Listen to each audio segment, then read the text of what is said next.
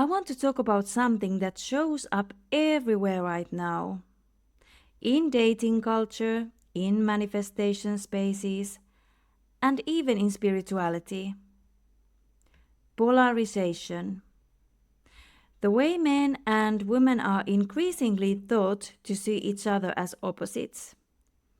This episode is not an attack on any individual person.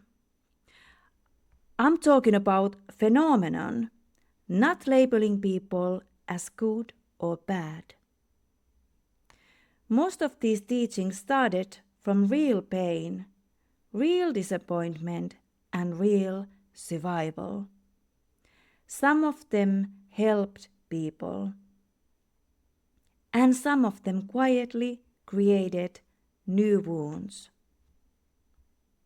This episode is about understanding why these teachings resonate, what they help with, where they become harmful, and what exists beyond polarization.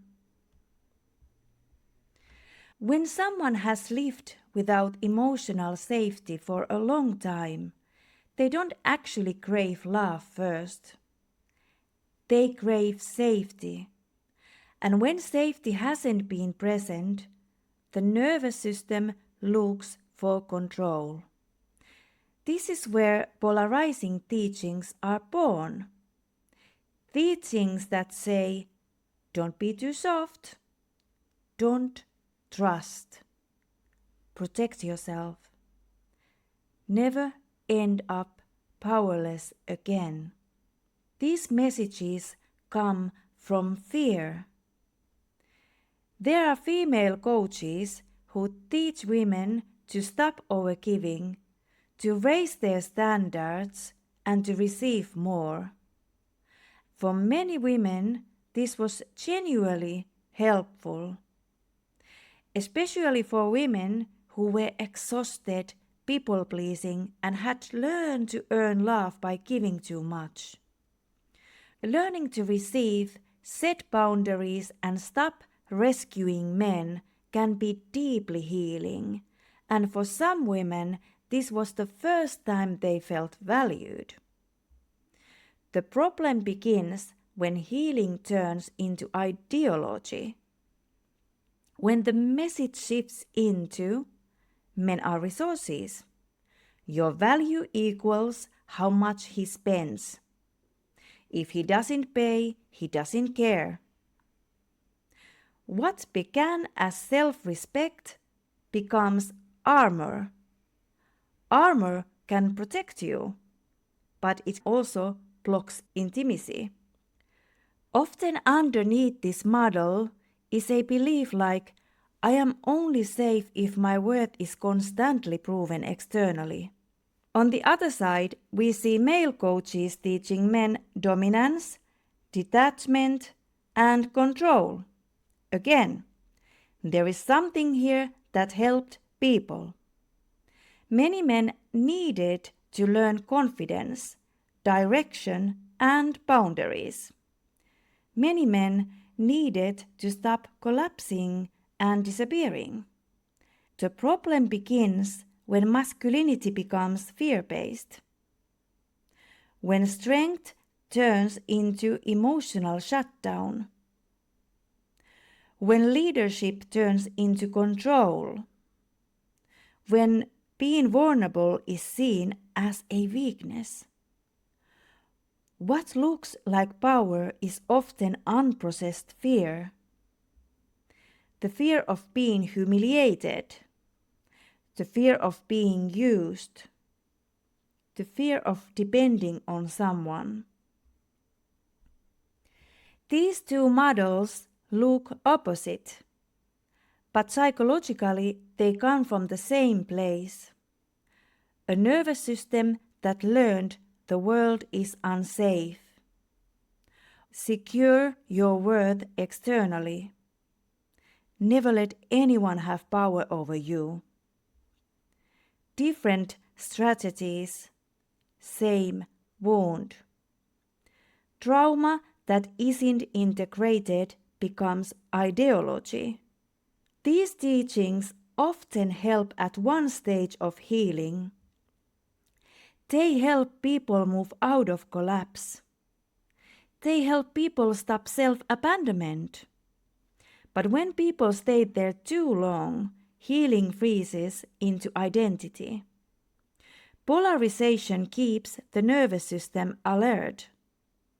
Always testing, always measuring, always protecting. And when everyone is protecting themselves, no one is truly met.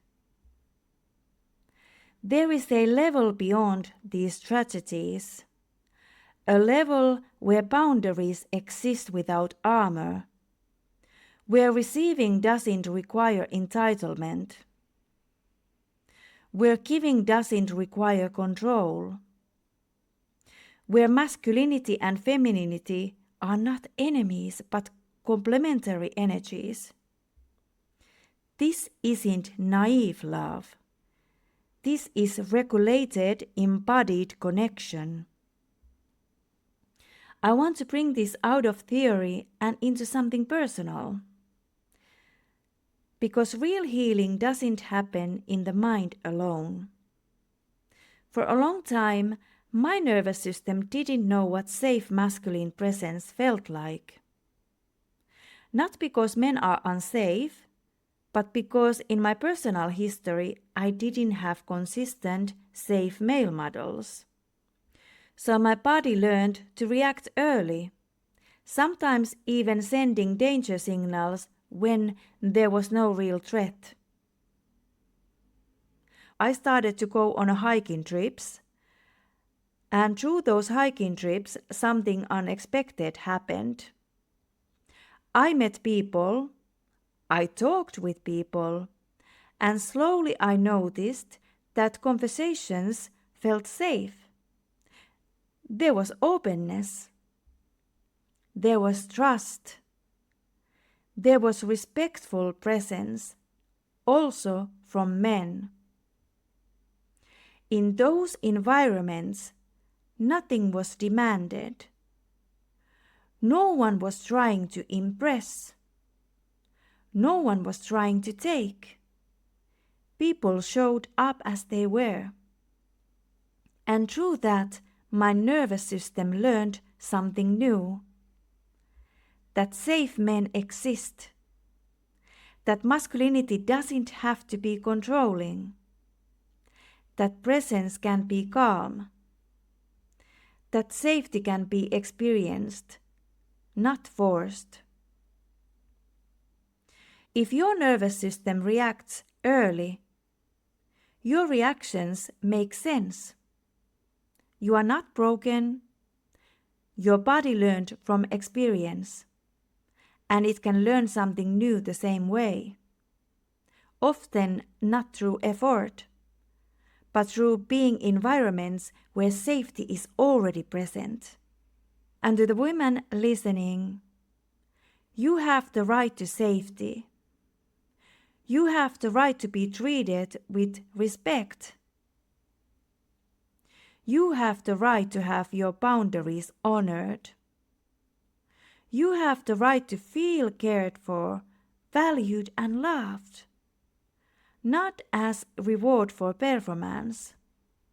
Not because you played a role correctly, but because your presence matters. You don't have to harden yourself to deserve real love.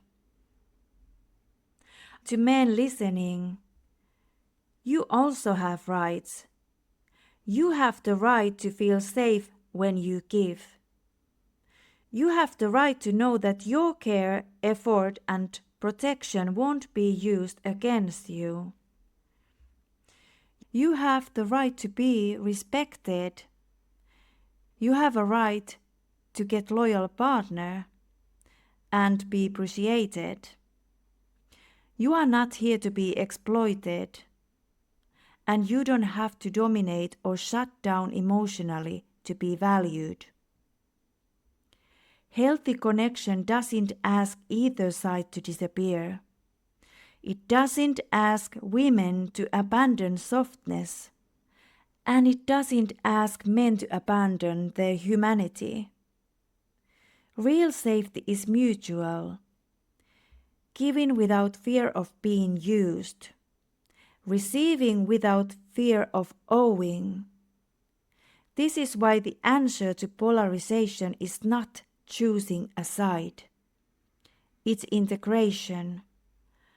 Boundaries without armor, strength without control, softness without self-abandonment.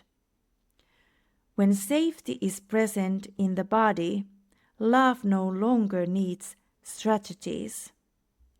And that's where real connection begins. Thank you for listening. I'm glad you're here.